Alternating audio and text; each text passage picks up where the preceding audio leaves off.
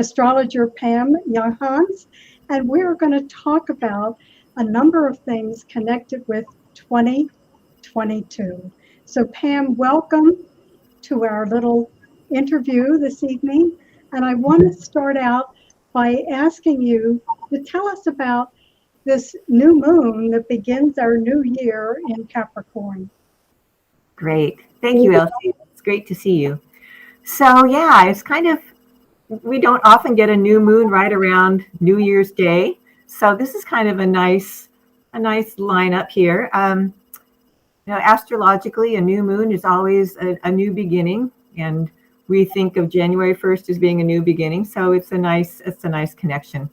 This new moon is in Capricorn, so Capricorn is about setting goals, and not that we have to set resolutions, but kind of putting our sights on what we want to accomplish, at least within this next lunar cycle.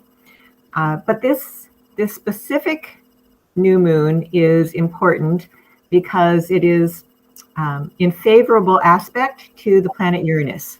Now, planet Uranus is about opening up to the new. So there is something here about really encouraging us to be open to new options, new opportunities, not only in this lunar cycle, but in the year ahead. And another piece of this that I love is that Uranus as a planet represents higher consciousness. So if we talk about this new moon being a favorable aspect to the planet of higher consciousness, we can think, oh, wow, it really is marking this as an important time of awakening. We hear that word all the time, capital A, awakening. But that's specifically what this energy can be about. So it's not that everybody's going to all of a sudden become enlightened in the next 10 minutes or even in this lunar cycle, but I feel that it's a kind of a positive way to begin this year, and especially with so many challenges that we've been having. It is true that this new moon is also in hard aspect to Chiron. Chiron is called the wounded healer, and that represents that we're still in this kind of wounded place, and that this is a process of healing that we're going through. But the combination of the two makes me believe that, wow, as we heal, then we open those doorways to higher consciousness. So it really links those two in our awareness and in this lunar cycle and in the beginning of our new year, 2022. Thanks, Pam. Well, even though you're talking about Uranus and higher consciousness, I see that for the January 12th webinar you're doing, you are calling it Finding Ground. So maybe you can make that connection for us. Yeah, it is a little bit of the opposites here, but I called it Finding Ground for a couple of reasons. The primary reason is that in astrology, we have something called the North Node. And the North Node in our birth charts shows our soul path, what our growth is intended to be for this lifetime. The North Node, where it is today for everybody, is about what humanity's evolutionary growth is about. So the North Node is in a sign for about 18 months. So we're finishing the phase that began in spring of 2020, and we all know what was popping up in spring of 2020. That was when the North Node went into Gemini, and our evolutionary goal for these last 18 months has been learning to think for ourselves, learning to speak our truth, but also being open-minded. So we can see a lot of the ways that we've hopefully learned the lessons of that North Node in Gemini, and some of the ways that we're still battling a little bit of that. But here in January now, the North Node, they move backwards through the zodiac. So the North Node is leaving Gemini, which is an air sign, and moving into Taurus, which is an earth sign. So Taurus is very grounded. Now, I am a Taurus. My son is in Taurus. You can see I live in a log house. I'm very earthy, grounded, and that is the energy of Taurus. So North Node moving into Taurus is all about, planning ourselves in some way. And I think that this is so important right now. If we think about how that heightened nervous energy has really kept us feeling ungrounded and dizzy and not able to really manage life in the way that we have. The whole idea of becoming grounded, finding ground, is kind of essential. I think it's essential for each of us and our own health, coming into our bodies and connecting with nature and just really resonating with the physical realms and how we can enjoy them in some ways. That's all a part of grounding.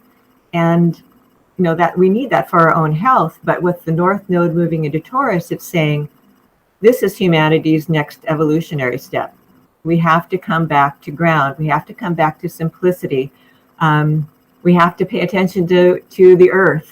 We have to pay attention to the environment. All of those things are ruled by Taurus. And I think it's also important to realize that, every sign has like the ultimate goal it's trying to reach. And the ultimate goal that Taurus is trying to reach is inner peace. Mm-hmm.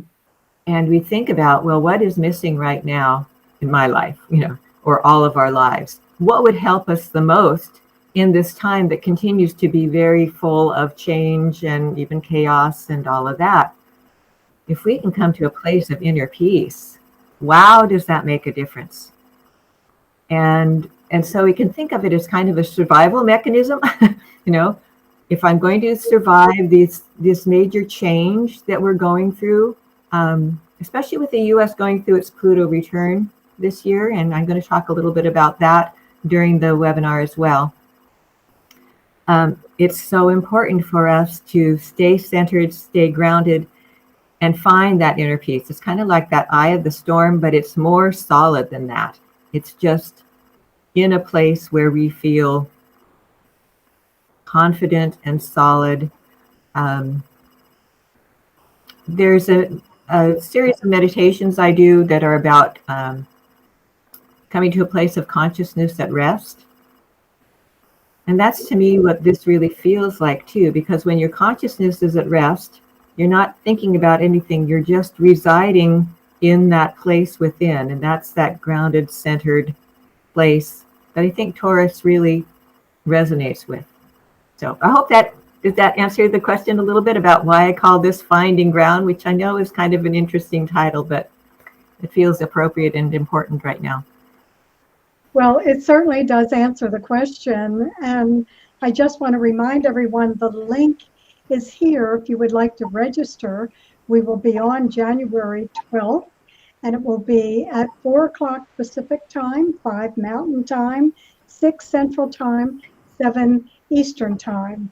And if you click the link, you can find all about the details.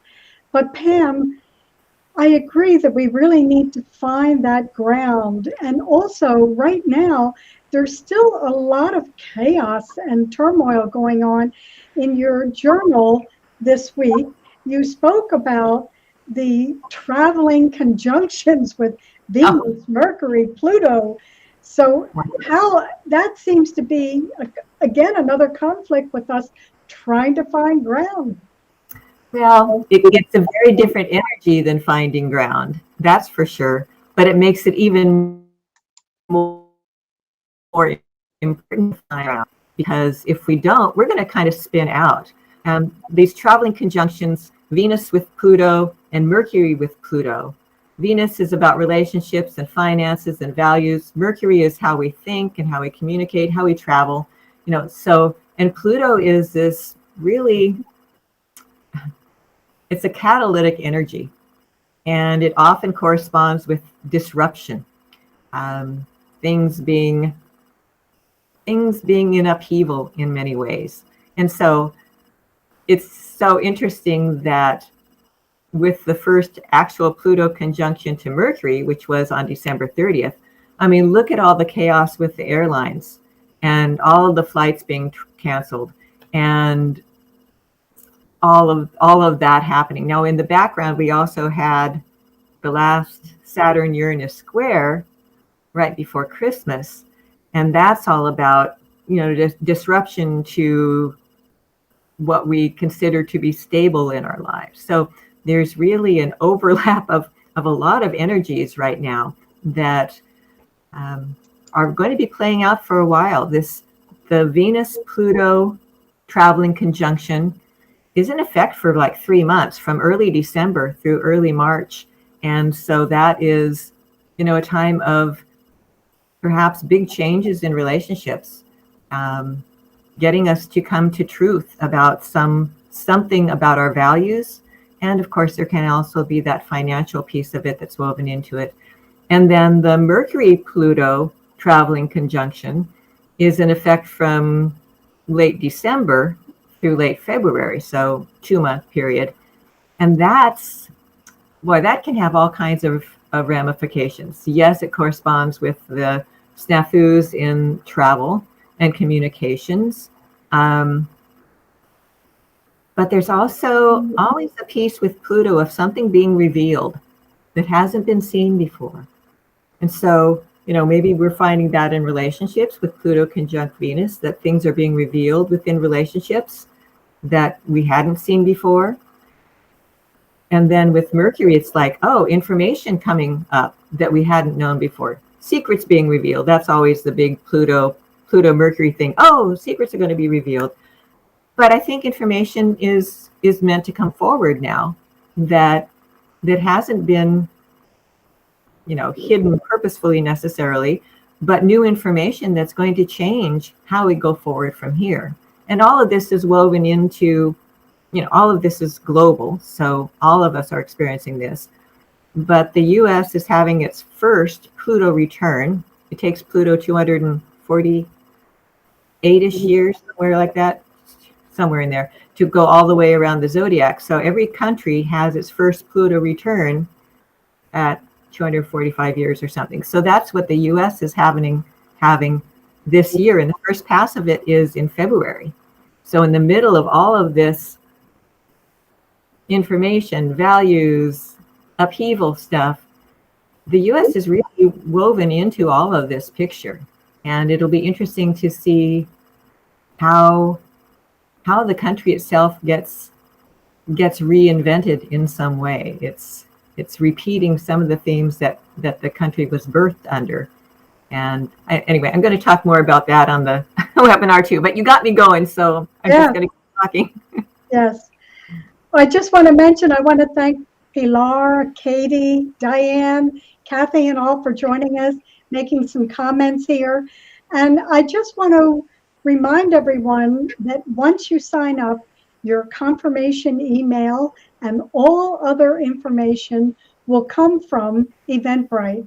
And you can pay by check or credit card. And if you have any problems, you can call me. I am handling that for Pam. So if you have trouble registering or any questions at all, and we will have our webinar on Zoom, which will then be recorded, both the video and the audio. And Pam is going to do calendars up for us in advance. So you'll be able to have those in front of you and notice what days are going to be firework days, so to speak. Pam, would you mention about your weekly journal and how people can sign up for that? Because that's free. Yeah, so I do write a weekly forecast. I call it the North Point Journal, my business, North Point Astrology.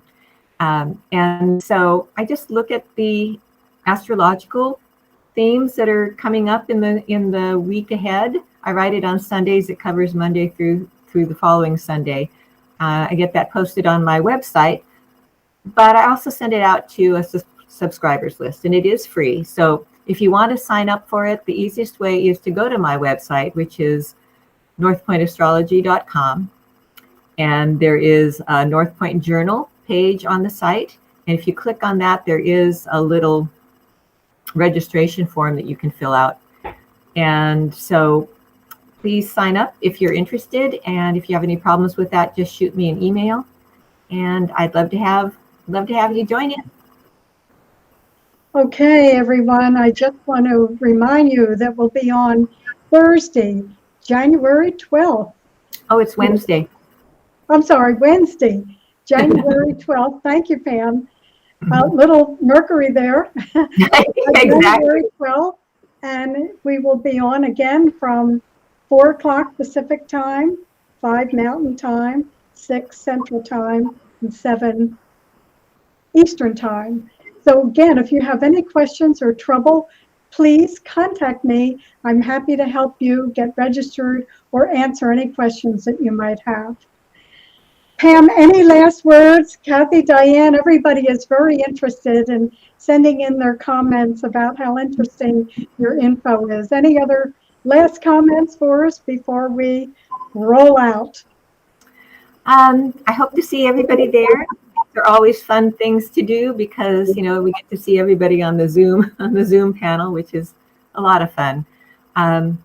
And yeah, I don't think we've mentioned this first. I'm doing 3 classes a year. This first class is going to cover January through April. And so when you sign up, I have to get these calendars to Elsie, but as soon as I do, she'll be sending them out to everybody who's registered. And these calendars show the aspects that I'll be talking about, and then you can use them for note taking during the class. Thanks, Pam. And as soon as you sign up with Eventbrite, you will receive a confirmation email. So if you don't receive that, let me know, contact me right away, and I'll check it out for you. Okay, we hope to see you Wednesday, January 12th to join us.